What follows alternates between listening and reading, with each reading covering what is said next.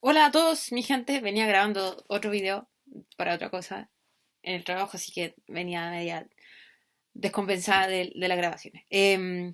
Descompensada virtualmente, no de salud. Mañana me toca la segunda dosis, pero no sabemos qué va a pasar.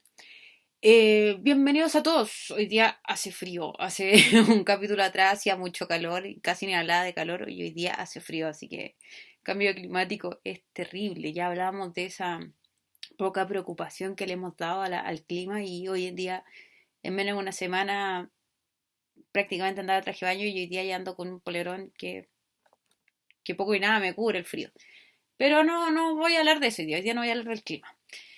Después de un capítulo que fue bastante emotivo, la verdad, no solamente por haber terminado como vimos que terminó el capítulo pasado, sino por la verdad el poco compromiso que tenemos como sociedad con los niños, con la infancia, no es menor. Y con un poquito de ese doble estándar, hoy día tengo este título bastante controversial, un capítulo que puede que no le agrada a la gente y está bien porque este canal está hecho para reflexionar, no para estar de acuerdo, sino para reflexionar. Hoy día voy a la primera parte de Aprovechando Semana Santa, hablar de Jesús y los herejes. Que esta idea de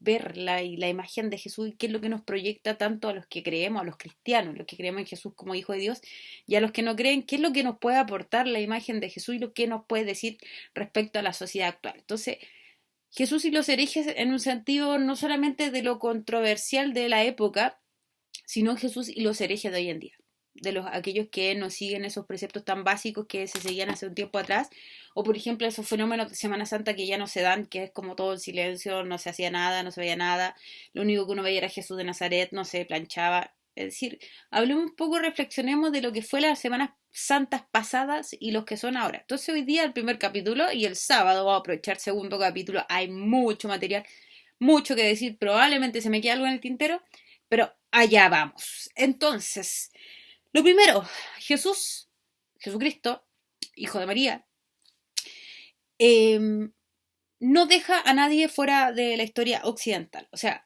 ¿cuál es la idea?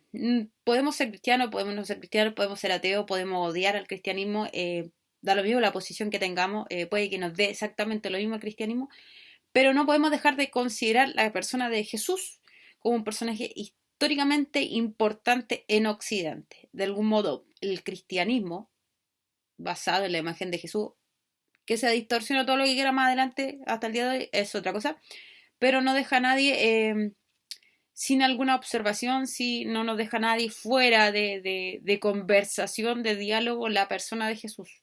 Ya sea que se considere hijo de Dios, ya que se considere un gran filósofo, ya que se considere un personaje social brillante, siempre tiene algo que decirnos. Siempre podemos sacar reflexión. Como bien siempre le cuento a mi alumno, Jesús está en la misma parada, humanamente hablando, no teológicamente, humanamente hablando, que Sócrates, por ejemplo. Personas que venían a decir las cosas como son y los terminan matando porque a nadie le gusta la verdad. Eh, entonces, hay algo que nos puede decir la Semana Santa, ya sea que se celebre como tal o no se celebre, hay algo que nos puede decir. Entonces, la primera pregunta que yo hago, le hago al cristianismo, le hago a los que creemos en Jesús, le hago a la gente que no, pero que de ahí partimos dialogando es, ¿cómo rayos una persona que dice bienaventurados los pobres, y dice pobres en Lucas, no dice en espíritu, dice pobres, aquel que bendecía a los que no tenían, que Lázaro, comiendo igual que los perros, eran sus favoritos, por así decirlo, ¿cómo es que de Jesús, que plantea un cristianismo que nace en la pobreza, en la necesidad, en aquellos que no tienen nada, termina en el siglo XXI mandando, con una sede en el Vaticano, donde tienen más plata que pelo en la cabeza, como decimos los buen chilenos? ¿Cómo rayos es que pasa de ser la religión de los desvalidos y termina siendo la hegemonía cultural del siglo XXI? ¿Qué pasó entre medio, donde Jesús ya no estaba como persona humana, para que cambiara tanto, para hacer esa religión que se basaba en la esperanza de los que no tenían nada, a controlar el universo por aquellos que lo tienen todo, económicamente, no espiritualmente hablando? económicamente hablando.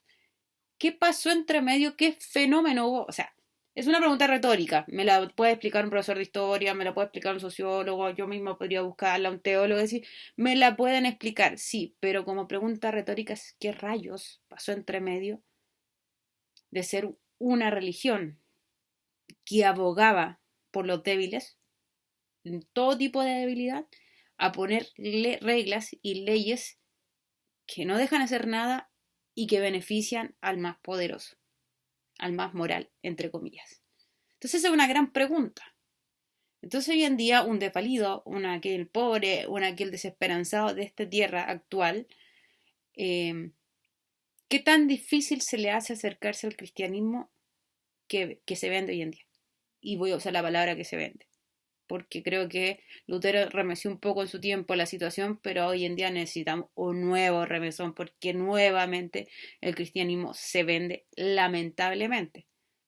Y estoy hablando de todo el cristianismo, no estoy hablando solamente del catolicismo romano, sino que estoy hablando de toda la arista del cristianismo. O sea, no voy a entrar en detalle en el fenómeno del pastor pseudo atropellado, ni siquiera me voy a dar tiempo, no le voy a dar ni siquiera tiempo, no. Entonces, en primer lugar, tenemos esta evolución del cristianismo que cambia y que ya no es de los desvalidos, sino de aquellos que tienen más. O sea, de los manejan el poder, manejan el cristianismo. Y por eso entiendo cuando la gente me dice, no me cae mal Cristo, me caen mal los cristianos. Yo también me caigo mal si voy a entrar en ese saco de decir, poner reglas por todo y no dejar que Jesús sea el principal imagen del cristianismo, sino lo sea el representante 1, 2, 3, 4, rellene con el nombre que quiera. Segundo, hoy en día seguimos, como decía, se sigue vendiendo el cristianismo, se siguen vendiendo imágenes, situaciones, rituales, viajes, etcétera. Se cobra el ojo de la cara por pisar el mismo lugar que pisó Cristo, se cobra no sé cuánto por ir a esa iglesia donde se hizo milagro tanto, se cobra tanto por el milagro tanto, y se cobra y se cobra y se cobra. Y yo digo, esta gente que cobra, ¿qué rayos? ¿Nunca agarró alguna vez en su tiempo una Biblia y leyó que Jesús, en un día supuestamente el lunes, si empezamos la Semana Santa como hoy, hizo trizas en lugar de los cambistas? No porque amaba el templo como edificio, no como elemento religioso, sino porque la humanidad había puesto su corazón en cualquier cosa menos en Dios. El mismo Dios que tenían era su Dios dinero, el Dios mamón, como se decía en griego, las riquezas, y que Jesús dice es el peor de los dioses que puede tener. Entonces Jesús rompe todo marketing, rompe todo merchandising, rompe toda imagen que se vende de Dios. Y hoy en día vemos que se sigue vendiendo a Dios. Entonces, ¿cómo no ser hereje en un mundo donde el cristianismo es todo lo diferente que predicó Cristo? Entonces, si me van a dar a elegir entre ser cristiano que sigue la regla y ser un hereje, un cristiano hereje, yo voy por el lado de los herejes. Así de simple. Porque no puedo entender este merchandising del cristianismo, siendo que Jesús mismo se enojó, o sea, ni siquiera es como, no, ya dijo usted, no, está mal, se enojó, hizo un lazo y destrozó todo lo que pilló y botó todo lo que los cambistas tenían, porque estaban vendiendo al Dios, no estaban entregando a Dios, estaban vendiendo a su propio Dios. Entonces, no es difícil pensar en esta crisis que hoy día vive el cristianismo, si lo que al final estamos viviendo es todo menos cristianismo. Tercero, estoy viendo mi apunte, porque hay tanta cosa que decir. El día de reposo. A propósito de irreverencia, hablemos un poco también del día de reposo. El día de reposo se instaura en el judaísmo para volver a la conexión que el hombre rompió en el paraíso. Una vez que el hombre peca, la mujer pecan, salen del paraíso, se rompe el esquema de la humanidad con la naturaleza creada por Dios. Se sacrifica el primer animal. Estamos hablando culturalmente, no estoy hablando si es histórico, no, culturalmente se sacrifica el primer animal, se rompe este vínculo con Dios y la naturaleza, y supuestamente el día de reposo se hace para que el hombre y la humanidad se reúna de nuevo con Dios y con lo natural. Por eso la humanidad deja de hacer cosas, para que la naturaleza descanse. ¿Qué pasa? Obviamente los religiosos de siempre van y instauran un dogma, instauran una especie de rito que ni ellos mismos cumplen y dicen, no, en el día de reposo no se hace nada. Entonces Jesús sana a alguien en un día de reposo y los fariseos, los saduceos rompen vestidura, rajan vestidura, porque qué horrible estar combatiendo la ley de Dios, porque el sábado no se hacía nada, su sábado, y Jesús estaba haciendo algo. Díganme ustedes, en este preciso momento, ¿qué es mejor? ¿No comer carne el Viernes Santo, porque es Viernes Santo y murió Jesús? O si tienes un pedazo de carne, se le diga compartirlo con aquel que no tiene ese pedazo de carne. Y no está hablando solamente de carne, pero digamos que los Viernes Santos antiguamente no se comía carne. ¿No será mejor hacer un asado y comer un asado con aquellos que no tienen? ¿No sería más cristiano eso que dejar de hacer cosas porque sí? ¿O porque es la sola semana? Entonces, finalmente quiero esta primera parte, Jesús y los herejes de la primera parte, cuestionarnos como cristianismo, destruir las bases del pseudo cristianismo. O sea, no las voy a destruir yo sola. Y no sé que no soy la única que lo piensa, hay mucha gente que lo piensa.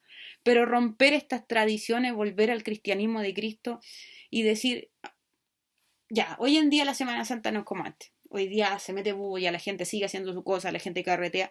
Pero la verdad las cosas, y personalmente, y esto es muy a título personal, prefiero 1000 veces gente irreverente, que no le importe nada y que nunca le importó el cristianismo, que viva su vida normal, a que cristianos pechoños que cuando es la Semana Santa dejan de hacer cosas, pero odian al mundo entero el resto del año. O sea, digamos las cosas como son.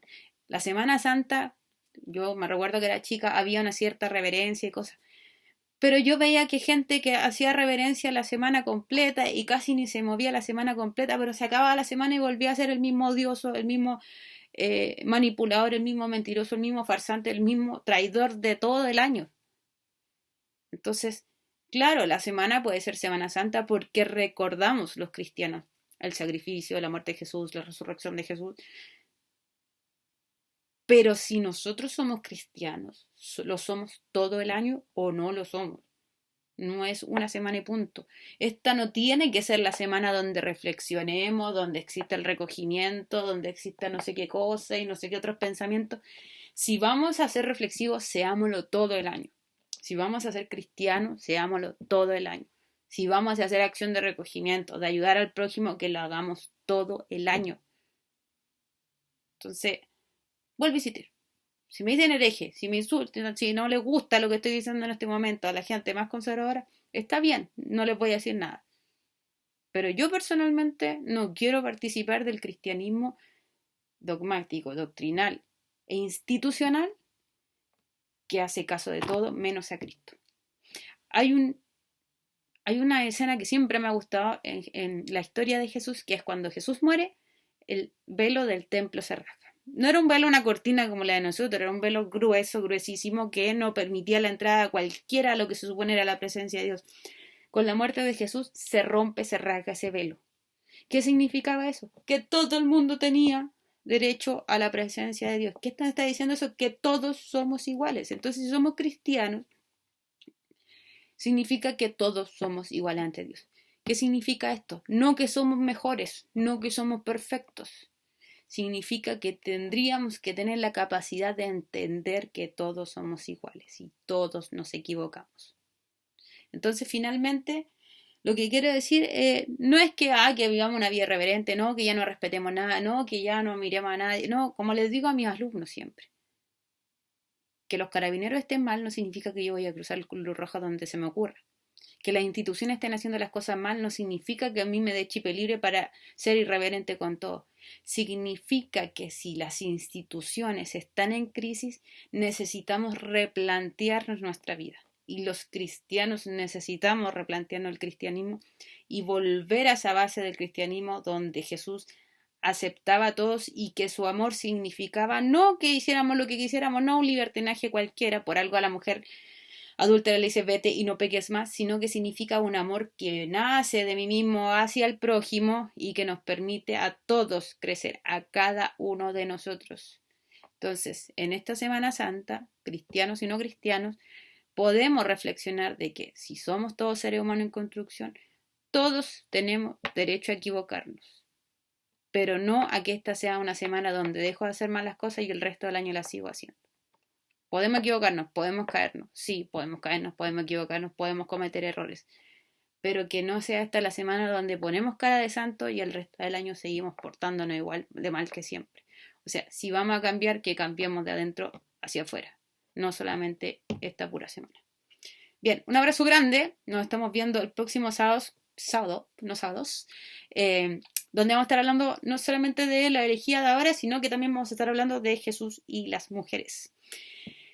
Nos vemos luego, esperemos. Mañana me vacuno, no sé qué reacción voy a tener, espero que sobreviva a eso. Vamos que se puede. Un abrazo grande, cuídense, la pandemia no da tregua y a querernos los unos a los otros. Nos vemos.